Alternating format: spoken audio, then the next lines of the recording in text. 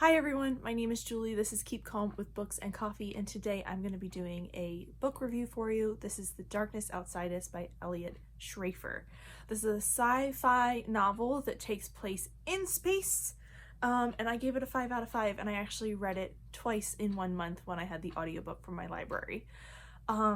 This is a spice rating of like 3 out of 5, and the category I would say is YA ranging into new adult age range. Like, I think the characters are in around 17, and but they have to deal with a lot of adult stuff and a lot of adult decisions because they are in space.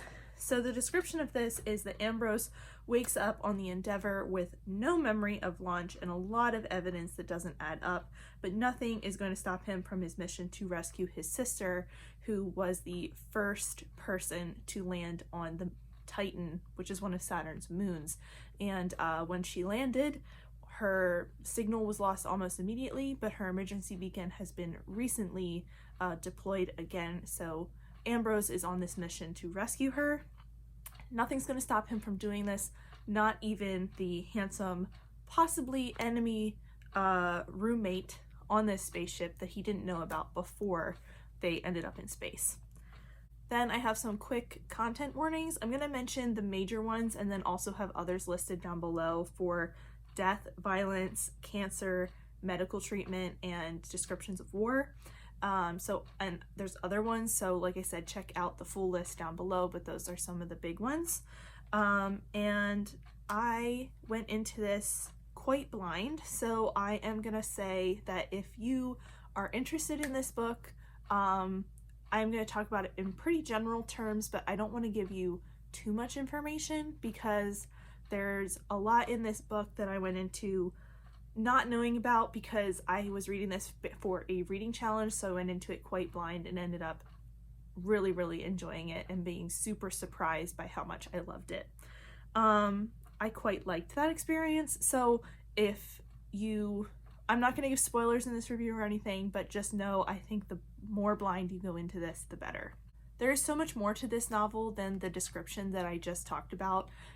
So much of the descriptions I read online, as well as kind of the advertising for this book, kind of push it out as this simple romance in space idea, and I think it's so focused on that simplicity of a space rescue mission with some romance subplot, and there's like so much more to this book.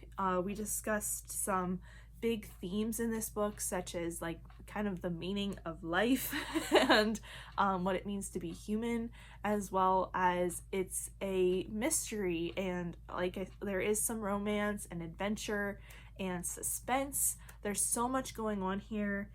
This book raises so many questions about society and what it means to be human, like I said, and about legacy, that it just discusses these topics in such an interesting manner and brings them up in such an interesting way that I just found it so surprising, because when I went into this based on the description and the little bit that I knew about it, I just thought it was going to be way more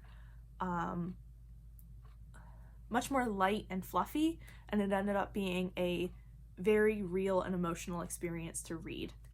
Overall, as far as like the structure of the novel, the first half is interesting, but it is a bit slow and it is a bit confusing because you're trying to figure out what is going on for most of the first half of the book. The second half, in comparison, is a roller coaster of emotions and action. I really wasn't, based on the first half, I really wasn't expecting the second half, and if you're struggling with the first half of this book, I would say give it a bit more time. Not that I wasn't engaged in the first half of the book, but it definitely picked up at that halfway point and just took off. And it's like it's a bit, when I say it's a roller coaster, it's a bit like that, because you feel the tension of the story building and building and building, and you are starting to anticipate it, that even though things are moving a bit slow, you start to feel the gather of the momentum of the story, as well as your curiosity building throughout the first half, that then once you take off on that roller coaster in the second half and just speed through it, it feels so satisfying. I also mentioned this book is emotional. I think this book does such a good job of having you get to know the characters over time, even though they both feel very closed off at the beginning. The whole premise of these two being there is that they are from opposite countries and each country needed a representative, and so they are a bit of enemies. So you're reading from Ambrose's point of view, and Ambrose is a little self-centered and Kodiak is very standoffish, so the two of them you just have to kind of spend time getting to know. And I thought the character development and the kind of way that the story unfolded and let us get to know the characters in all these different situations was really interesting and so well done. Like, by the end of the book, I was just so connected to Ambrose and Kodiak and so concerned for them and needed to know what was going to happen to them that I couldn't put the book down.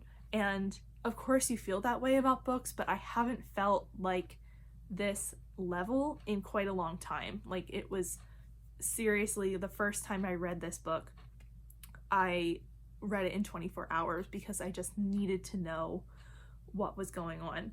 And I mentioned before, I read this twice. The audiobook isn't super long and I read it really, really quickly.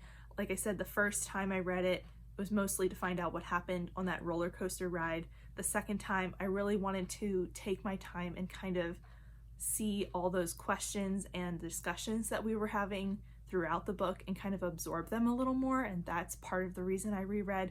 I also just wanted to experience the ride again because the emotions are so intense.